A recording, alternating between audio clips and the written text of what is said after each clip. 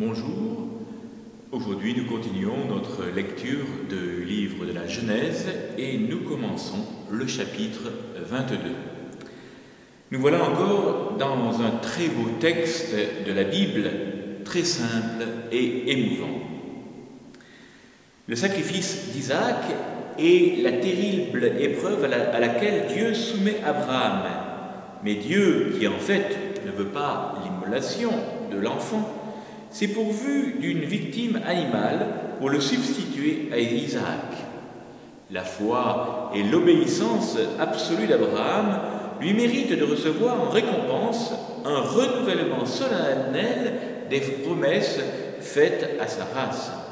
Ce sera la règle en Israël d'offrir à Yahvé tout premier-né sans exception, mais aussi toujours racheter le premier-né de l'homme, tandis qu'on immolera certains des premiers-nés du bétail.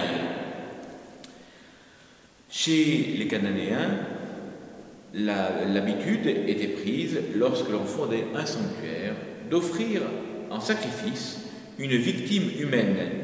Mais Dieu ne veut pas de cela et condamnera à plusieurs reprises cette pratique, dans le Lévitique en particulier, dans le Deutéronome, mais aussi dans le deuxième livre des rois, en Jérémie, en Ézéchiel et à bien d'autres endroits encore.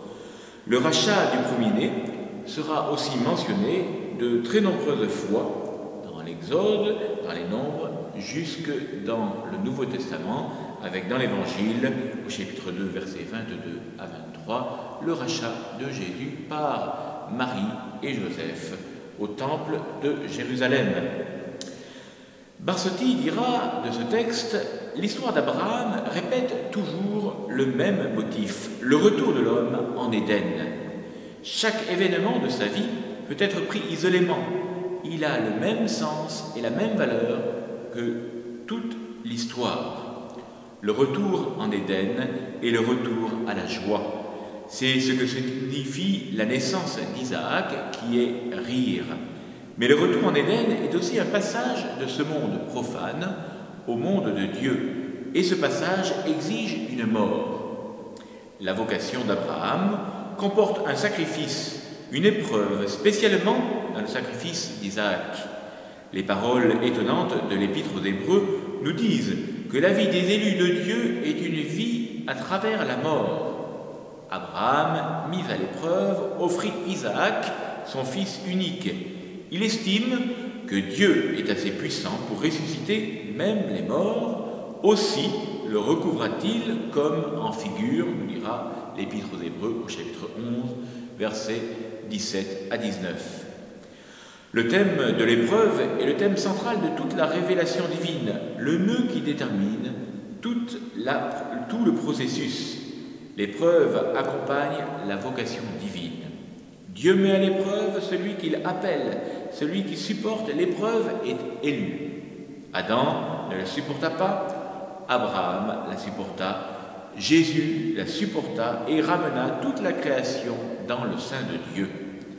Dans le sacrifice d'Isaac, la vie religieuse d'Abraham a sa plus haute expression. Il semble que toute l'histoire d'Abraham, telle qu'elle est relatée dans la Genèse, ne soit qu'une préparation à ce sacrifice. L'auteur de l'Épître aux Hébreux, encore une fois, a compris la valeur de ce récit.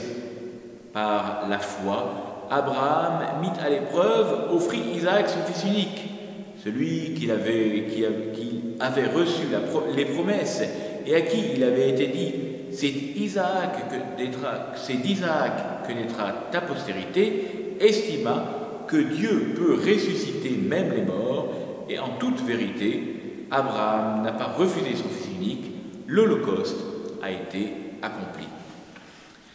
Le renoncement, le sacrifice de tout ce qui est nôtre n'est pas inspiré par le mépris de ce que l'on possède, mais plutôt par le grand prix de ce qui va être sacrifié. Abraham offre son fils parce qu'il l'aime. C'est proprement dans le sacrifice que les biens humains acquièrent une valeur dans l'ordre de la grâce où Dieu élève l'homme. La sainteté d'Abraham est une sainteté qui se mesure à la grandeur du sacrifice à la plénitude du don.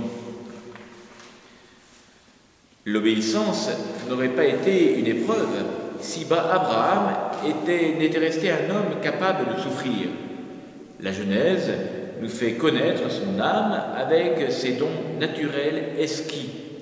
L'hospitalité, la générosité, la fine courtoisie, l'amour de la paix, la profonde affection pour ses fils, la fidélité d'Abraham en cette épreuve suprême lui coûte la mort, nous dit Barsotti.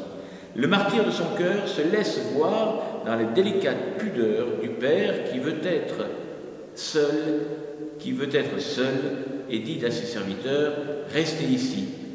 Pour être une espérance divine, l'espérance d'Abraham ne devait s'appuyer sur rien. Au terme de son voyage, il était seul devant Dieu.